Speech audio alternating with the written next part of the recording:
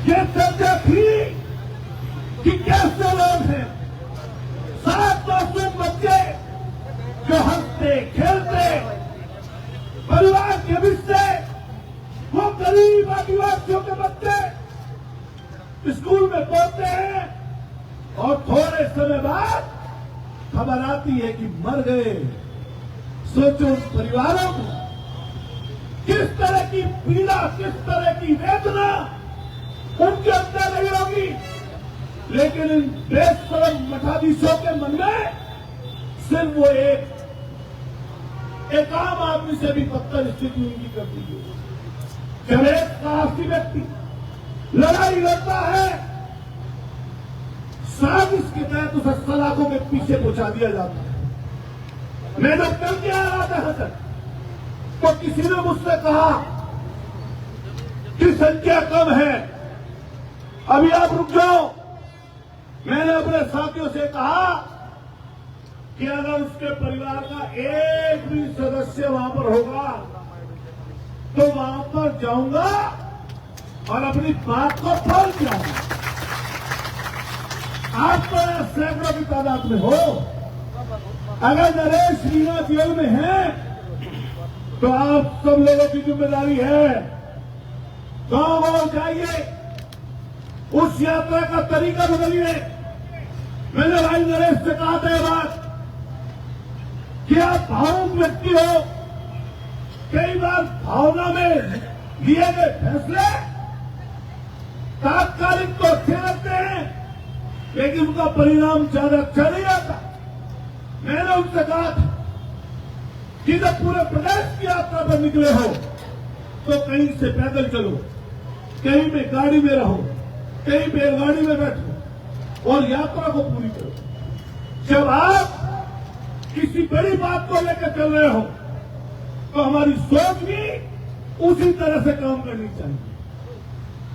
मेरा प्यार, मेरी नजदीकी नरेश मीणा ने कोई जाति की नहीं है, कोई हमारे एक दूसरे पर ऐसा नहीं है।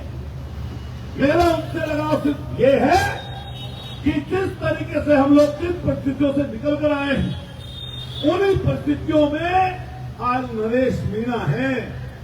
तो मेरे जैसे, हमारे जैसे हर परिवार के लड़के का, नौजवान का, बुजुर्ग का, किसान का, मजदूर का सबका कर्तव्य बनता है कि आज इस परिवार के साथ हम लोग नरेश के जेल जाने के बाद खड़ा हो। मैं देखता हूं राजस्थान की राजनीति में हनुमान बेनीवाल ने अपना नाम पैदा किया, लड़कर पैदा किया, जुनून के साथ पैदा किया, जुनून के साथ। और मैंने नरेश भाई से भी ये बात कही कि कई बार भावनाओं में, गुस्से में, रंज में, रंजिश में, उत्तेजना में हम कई शब्द ऐसे बोल देते हैं क्योंकि आज का समय सोशल मीडिया का, जो मैं यहां पर शब्द बोलूंगा वो एक एक शब्द दूर तक जा रहा हूं। इसलिए बहुत सोच समझ, जांच और परख कर कोई बात अपनी जबान से बोलिए, क्योंकि जबान से निकली हुई बात और कमान से निकला हुआ तीर ये लोट के नहीं आते। इसलिए आदिवासी समाज के नौजवान साथी, एक किसान लोगों, इस जमीन पर, इस जगह पर आपके पूर्वों का एहसान है और वो एहसान इसलिए है कि इस संविधान से पहले जब बाबा साहब भीमराव अम्बेडकर ने संविधान दिया, इससे पहले जितनी जाति, जितना अपमान आपके बड़ों ने झेला उसकी कल्पना हम लोग आज के समय नहीं कर सकते। लेकिन वो अपमान और आज देश में संविधान होते हुए जो अपमान हो रहा है इसकी तुलना हम जरूर करेंगे। उस समय तुलना नहीं होती थी, राजा रजवाड़े थे, एक व्यक्ति राजा हुआ करता था, लेकिन आज वोट के दम पर नेता बनते हैं। 5 साल वोट का पड़ती है, 5 साल सरकार चलती है। आज तो हिसाब किताब आपको लेना चाहिए। जो आपकी बात के दम पर, आपकी मेहनत के दम पर जो लोग सत्तासीन हैं, हैं उनसे जवाब तलब करने की जिम्मेदारी आप लोगों की है। ये ध्यान रखना, जब कोई नया लड़का किसी एक कमजोर परिवार का आगे बढ़ता है तो उसके पीछे ऐसी साजिश होती है, लेकिन लोकतंत्र में हर साजिश की काट अगर कोई है तो वो है जनता। जनता चाहे किसी को बड़ा बना दे, जनता चाहे जिसको चाहे उसको छोटा कर दे, लेकिन जमाना कुछ और भी आ गया, इससे अलग भी। हमारे यहाँ पर मुख्यमंत्री जैसे लोग जिसको सपने में कभी सरपंची का भी नहीं पता था कि कभी सरपंच बन जाए, कुछ ऐसे लोग जो लोकतंत्र की सारी ताकत को बेईमान लोग इन 7 आदिवासी बच्चों के लिए पैसे देने के लिए नहीं है और अपने उस खसम को, बाप को, अडानी को पैसे देने के लिए, जमीन गिरवी रखने के लिए है। अरे बेईमानो, इस देश को लूट कर खाने वाले लोगों, असम के कभी जब का फैसला आया कोई ताकतवर टच रहा होगा, कोई सनत में रहा होगा, कोई ईमानदार रहा होगा। 3000 हेक्टेयर जमीन कोरियों के नाम उसी अपने सरकारी दामाद को आसाम की सरकार ने कोरियों के दाम दे दी। जज ने कहा कि आधा शहर उसके नाम कर दिया, लेकिन इन मासूम बच्चों के लिए, गरीब बच्चों के लिए इस सरकार के पास, इन सरकारों के पास मदद देने के लिए नहीं है। तो सोच के देखो कैसा जीवन है हमारा और आपका। मैं बधाई देना चाहता हूं इनके साथ को, जो हमारे कांग्रेस के साथी यहां पर बैठे, आपने साथ दिखाया। ये बात सही है कि आप सचिन पायलट जी से जुड़े हुए हैं, हम भी उनसे जुड़े हुए हैं, लेकिन एक बात कहेंगे कि जब बात सही और गलत किया है तो खड़े हो जाना डटकर। मैं भी किसी तरह पार्टी का सदस्य हूं। मैंने लास्ट टाइम नरेश मीणा भाई से कहा था कि जिस दिन आप अपनी यात्रा का ब्रेक रखो, मेरी अखिलेश यादव जी से बात हो गई। इस देश में भारतीय जनता पार्टी और कांग्रेस के बाद 37 सांसदों की पार्टी है समाजवादी पार्टी। किस दिन आप चाहोगे उस दिन आपकी मुलाकात करा देंगे और मुलाकात भी करा देंगे। जब आप चाहोगे तो मन ये था कि जब नरेश मीणा अपनी यात्रा का आखिर करें तो अखिलेश यादव जी को लेकर हम भी आपकी यात्रा में शामिल हैं। मैं आपको कोशिश करूंगा जेल में मुलाकात दे हमारी सबकी रोक रहे, बाधा बन रहे। मुझे लगता है खासतौर से कोटा का सांसद है, बड़ी गद्दी पर बैठा है, सबसे बड़ा चमचा चम्मच वही बन गया है। जो आदेश कर दे उस कोटा में मैं निकल के चला, जब आपकी यात्रा की तरफ तो सीधे आपकी तरफ देखो तो उसकी बैंक, उल्टे आपकी तरफ देखो तो उसकी जमीन, उससे आगे चलो तो ये भी उसने खरीदी, पूरा कोटा ही खरीदने लगे। बेईमान लोग इनकी तलाशी नहीं ले रहे। उस मंत्री की बेचारे की जो उम्र दराज है उस यात्रा का हिस्सा बने, क्या नाम है, भरत सिंह जी, उस यात्रा का हिस्सा बन गए। ईमानदारी की मिसाल इन बेईमानों को उन्हीं के एक छापा डालना था। अरे कमीनों बेईमानों, वही सबसे ईमानदार आदमी मिला था तुम्हें। आने वाले समय पर उन क्षेत्रों में घुस नहीं पाओगे, और अगर आप घुस जाने दो तो मैं कहता हूँ आप इंसान नहीं। इनका दिमाग ठीक कर देना, आने वाले समय पे किसी भी चीज में आए। और विरोध, ये बात तो फिर कह रहा हूं कि विरोध होते रहने चाहिए अगर लोकतंत्र को जिंदा रखना है। अगर समय को आपको ये कहलवाना है इतिहास में कि हमने कुछ करा था, किया था, जब भी आपत्ति आई थी, जब भी दिक्कत आई थी, जब परेशानी लोगों पर आई थी, तो आप ध्यान रखना कुछ ना कुछ करते रहना। कई लोग अगली पंक्ति में चलते हैं, कई लोग सहारा बन के पीछे चलते हैं, कई लोग घर से सपोर्ट करते हैं, कई लोग पैसे की मदद पहुंचाते हैं। नरेश भाई का फोन आया, आपका नेता इतना ईमानदार है, कहा कि भगत सिंह जी की टी शर्ट अतुल भाई को छपवा दो। जैसे ही मैंने टी शर्ट छपवाने के लिए कहा, पता चला नरेश भाई जेल में। उन्होंने कहा कुछ टी शर्टें कुछ हजार छपवा दो भगत सिंह जी जिनपे छपे हो तस्वीर। मैंने कहा जल्दी पहुंचवा दूंगा। मेरा मन था इसमें किसी यात्रा में शामिल होने की, लेकिन पता चला इन बेईमानों ने जेल भेज दिया। अब आप बताओ, ऐसे ईमानदार के लिए लड़ाई लड़ोगे? अरे जोर से बताओ, लड़ोगे? जोर से बोलो, लड़ोगे? हल्का तो नहीं कर रहे बस। ये ध्यान रखना, जब भी वो व्यक्ति हल्का होगा, इसलिए हल्का नहीं होगा कि किसी पद पर उधर बैठा या नहीं बैठा, वो तब पीछे हल्का होगा जब आप उसका साथ छोड़िए। चाहता तो समझौता कर लेता, पहले ही ईमान ले लेता, पद ले लेता, लेकिन उसने वो स्वीकार नहीं किया। और स्वीकार नहीं किया इसलिए 8 महीने पहले जेल रह आया, अब फिर जेल में है। और सरकार इतना डर गई कि कह रही है जमानत रद्द करवा देंगे। लेकिन हमें न्यायपालिका पर भरोसा है। लेकिन हम कहना चाहते हैं, मीडिया यहाँ पर खड़ी है, कि न्यायपालिका को ऐसे चीजों में जल्दी से निर्णय करके मदद कर देनी चाहिए।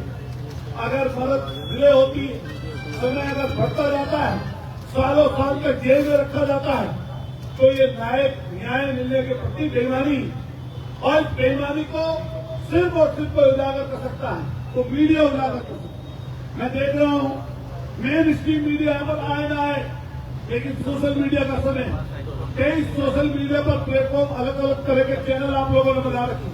उस सच्चाई को पहुंचाइए। आज के समय कोई अगर वीडियो वायरल हो जाती है तो 10-15 दिन बाद भी मेन स्ट्रीम मीडिया के चैनलों को चलानी पड़ती है मजबूरी में, जब जनता तक पहुंच जाती है। आप सही है गलत बताओ। इसलिए आप मीडिया का, सोशल मीडिया का इस्तेमाल तो कीजिए, लेकिन पहले भी सोचिए, जिन गांधी जी का फोटो देख रहे हो आप यहाँ पर, और सत्याग्रह अपने नाम रखा है, उस समय न मोबाइल थी, न गाड़ी थी, घर कच्चे थे, और कोई कन्वेंस का साधन नहीं था, अपनी बात पहुंचाने की बातें नहीं थी। लेकिन उसके बावजूद भी लाखों की संख्या में लोग इकट्ठे हुआ करते थे। कारण जानते हैं, कारण ये था कि आम लोग चर्चा बनाते थे। उस वक्त किसी थाने में बैठो, किसी चाय की दुकान पर जाओ, किसी डेयरी में पहुंचो, कहीं जाकर को लोग इकट्ठे हो तो इस बात की चर्चा करिए, लोगों से बताइए नरेश मीणा और उनके साथियों पर हो रही जातियों के खिलाफ इन लोगों को एकजुट होना चाहिए। ये ध्यान रखना, सिर्फ और सिर्फ सरकार से अगर कोई उनकी साजिश से बचा सकता है तो सिर्फ आप लोग बताओ, और कोई दुनिया की ताकत बचाएगी। इसलिए प्रतिदिन का कैलेंडर बनाकर रखिए। जो हमारे साथी हैं जो खड़े हैं, प्रतिदिन का कैलेंडर बनाइए कि आज ये उस कस्बे में होना है, ये उस तहसील में होना है, ये उस जिले में होना है, और चारों तरफ निकल पड़िए और निकल के पूरा रोड मैप बनाकर निकल के जाइए। मैं दावे के साथ कह सकता हूँ कि कुछ ही दिन में ये सैकड़ों की भीड़ हजारों में तब्दील होगी, और कुछ समय बाद ये भीड़ लाखों में तब्दील हो जाएगी। सब परेशान, ये भजन ही गाता घूमेगा भजन ला, तुम देख लेना इसकी हालत। जो हनुमान बेनीवाल कहते हैं, जिस दिन इस पद से हटेगा, मैं दावे के साथ कह रहा हूँ, भारतीय जनता पार्टी का भी, और तो छोड़िए दूसरों की बात हो गई, भारतीय जनता पार्टी का कोई कार्यकर्ता और इसकी तरफ को देखने भी नहीं जाएगा। अरे वो देखो, आज 10 साल सीएम रही, जिसको कहते थे कि जो कहते वही हो जाए, बताओ क्या हालत होगी विचारों, बताओ हालत खराब होगी नहीं होगी? तो इस विचारे कौन पूछेगा? कौन पूछेगा इसे? कोई नहीं पूछेगा। इसलिए 2 साल तो निकल गए। मैं आने वाले समय के लिए आपसे कह के जाता हूँ, इकट्ठा रहिए, एकजुट रहिए, और जो लोग अपने मान, सम्मान और स्वाभिमान को जिंदा रखते हैं, इतिहास में उन्हीं के नाम दर्ज होते हैं। जो लोग गिरवी रख देते हैं, उनका कभी इतिहास में नाम नहीं होता। मैं भी कहीं से चल के आया हूँ, 5 घंटे की यात्रा की, 5 घंटे वापस जाऊंगा। हमारा भी अपना क्षेत्र है। मेरे मन में एक बात हमेशा रहती है, लेकिन कि जब किसी पर मुसीबत और दिक्कत आए, जब कोई परेशानी में व्यक्ति खड़ा हो, अगर तब आप उसके साथ नहीं हो तो मैं इंसान और इंसानियत के प्रति आपको नहीं मानता सही।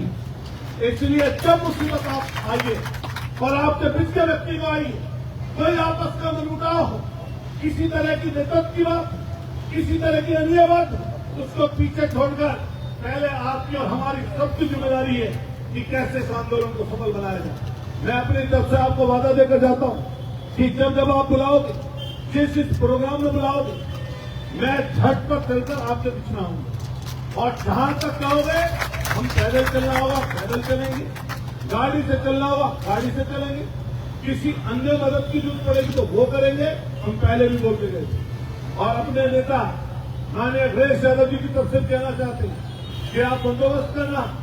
मैं बात करके आया हूं अखिलेश यादव जी से, जब आपको कोई बड़ी मीटिंग बड़ा प्रोग्राम करना हो और अगर अखिलेश यादव जी को बुलाना पड़ेगा तो मैं अखिलेश यादव जी को भी आपके बीच में लेकर आ जाऊंगा।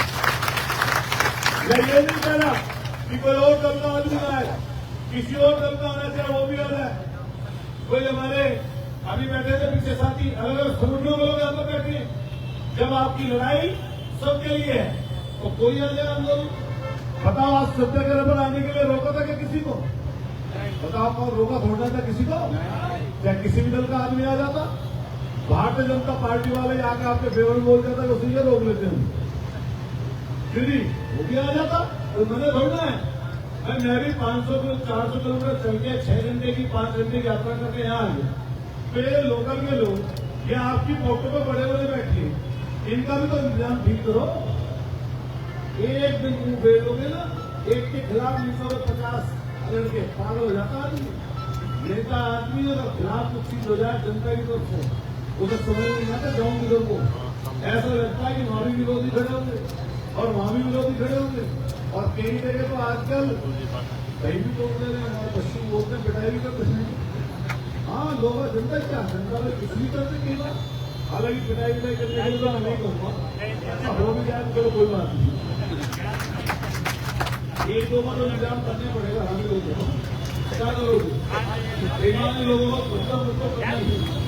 तो आज सब लोगों से हमारा कहना ये है, हालांकि दूर तक जाती है जब बात आदमी बोल देता है तो अब हम लोग गुजरात वाले पढ़ते हैं कि कई बार बोल देता, जब साथ रहता रहते हैं तो कई बार तो बोल देते हैं।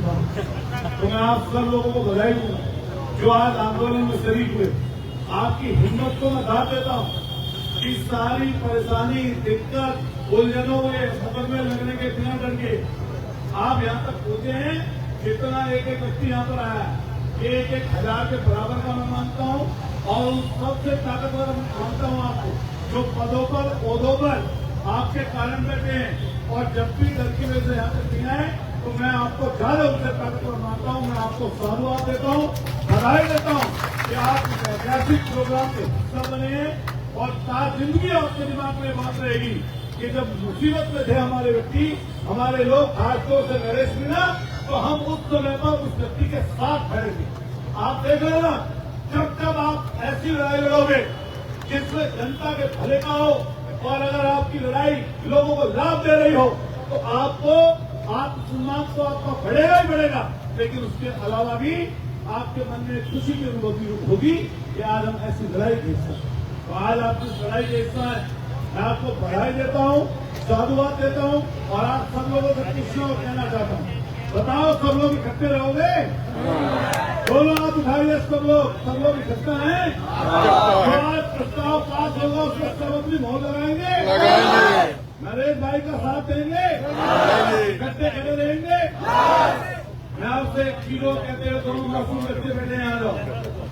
अब आप बताओ, इनकी जिम्मेदारी आपके ऊपर है। स्कूल से आया अभी मेरे पास भी वो वीडियो आएगी कि 2 बजे के बाद पूछेगा, अरे लंबाई बहुत होती जा रही है तो पढ़ाई करना वैसे अपनी, लेकिन जब क्रांतिकारी घर में पैदा हो ही गए तो भैया तो लड़ाई को तो लड़ना ही पड़ता है। सही बात है गलत है? तो बताओ एक बार हाथ उठा के, छोटा बच्चा सब लोग मदद करेंगे परिवार की, खिंचा देनी छोड़ेंगे, सब चीज की मदद होनी चाहिए। अरे मीना इतने अधिकारी हूँ, कहोगे जात की बात बोल रहा आपको, हमारे यहाँ तो अभी फिक्र कर रहे थे, मेरे क्षेत्र में भी गाँव है, हमारे क्षेत्र में मीनाओं के गांव, मेहरमती मीना गांव का नाम टांगा, और तुम्हारे 4 गांव में रह रहे हमारे बेगवाबाद में मीना, 4 गांव में मेरे क्षेत्र में भी इधर से ही गए थे पौने 200 साल पहले, पौने 200 साल पहले गए थे, अपनी रिश्तेदारी नातेदारी रहे। लेकिन मैंने देखा बहुत मेहनती को, बहुत सुंदर सी, बताओ अधिकारी को देश में बच्चों नहीं है जिसको अधिकारी ना हो, हमारे मेयर का कलेक्टर मिला, हमारे प्राधिकरण का अध्यक्ष मिला, गाजियाबाद का कलेक्टर मिला, गोरखपुर का मिला कलेक्टर। हमारे अगर जिले, हमारे प्रदेश में अगर देखोगे तो कम से कम IPS और IAS 30 से 40 अकेले हमारे प्रदेश में होंगे। और जो रेलवे है, जिधर भी रेलवे की तरफ निकल जाओ पता चला ये भी मिला, आगे भी मिला, पीछे भी मिला, बताओ है नहीं है? तो आप बताओ, बहुत आपने संविधान के मार्फत जो ताकत मिली, तरक्की की, तो जब मुसीबत दिक्कत में कोई आए तो सबको मिलकर इकट्ठा हो जाना चाहिए और उसकी मदद होनी चाहिए। आज के समय नरेश मीणा उभरता हुआ व्यक्ति है। कई बार आपकी जाति की दूसरे जो पदों पर बैठे हुए लोग हैं वो भी कई बार हल्का कर सकते हैं, तो उनसे भी सचेत रहना।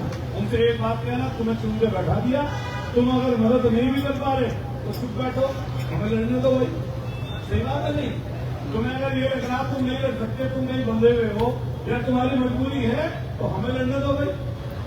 क्यों? जो खुदा साहब ने बात की कि नरेश मीणा आने वाले समय पर टिकट बांटे, वो पता क्यों थी क्या बंदा? वो इसलिए गई थी कि जितने प्रतिशत आबादी अगर नेता नरेश मीणा को मान रही है तो नरेश मीणा जिसकी मदद कर रहे वो आगे बढ़ जाए। बात सही है गलत है? वो किसके बलबूते है? वो आपके बलबूते, आपकी वजह से। और ये इकट्ठा होना है जातियों। मैं हर जगह जाकर ये बात बोलता हूँ, जो लोकतंत्र में जातियों को इकट्ठा कर लेगा वो व्यक्ति ताकतवर होगा।